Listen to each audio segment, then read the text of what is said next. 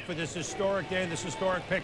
They may have got the deal done at 3, but they didn't want to wake him up till about 7 or 7:30 to get the okay. So, you know, when you own the team, you get to sleep through the night a little bit. But it is done, and Tim Couch is here in New York.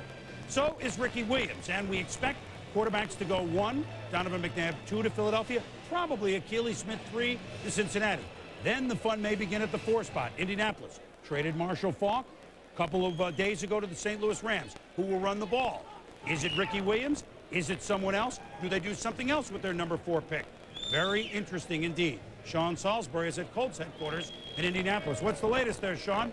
Chris, there's a lot going on. First and foremost, with the trade of Marshall Faulk to the St. Louis Rams, everybody assumed that paved the way to get the obvious pick would be Ricky Williams, running back from Texas. But don't be so sure about that. This football team, when you talk about Marshall Faulk, said it would have been a distraction in training camp because he was going to hold out guaranteed because all the money he wanted. So they had to look elsewhere. When you talk about the players that are out there for them, you go into a meeting room and it's all about emotion in this draft. You talk to Polian, you talk to Jim Mora, you mention the players and they kind of go through the pluses and minuses. You talk about Georgia cornerback Champ Bailey and they go crazy. They are in love with this kid. You'd think that it was their child. And remember, Bill Polian and Jim Mora both have built defenses wherever they've been. Don't be surprised if that Georgia corner is right here in Indianapolis today. Let's go out to Ed Werder in New Orleans. Well, Sean, as you know, the Saints have no real reason to trust that the Colts are going to pass on Ricky Williams at 4 to take Champ Bailey. Now, Mike Ditka tells me that he's got a tentative agreement in place, if that does happen, to go ahead and make a trade with Washington for the 12th pick for the 5th spot, move up, get Ricky Williams there. But they're not content with that. They're still exploring possibilities of moving in front of the Colts. They've talked to Cincinnati this morning. Cincinnati's, as Mike Ditka put it, their request was outrageous. They want all of the Saints' top picks this year, plus their first rounder through the year 2002. Chris, Mike Ditka says he's not willing to pay that. Well, Mike is ready still, Ed, to make a deal that we have never really had on draft day.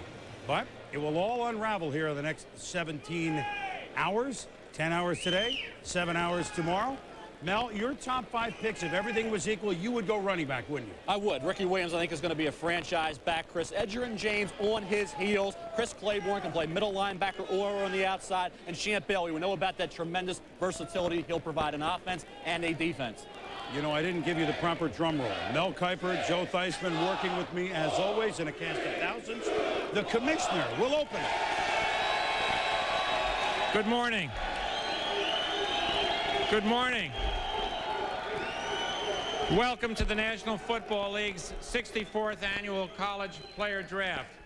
We want to thank all of you fans here for being with us in New York, and we also want to thank the millions of fans around the country who are watching ESPN's 20th telecast of the NFL Draft.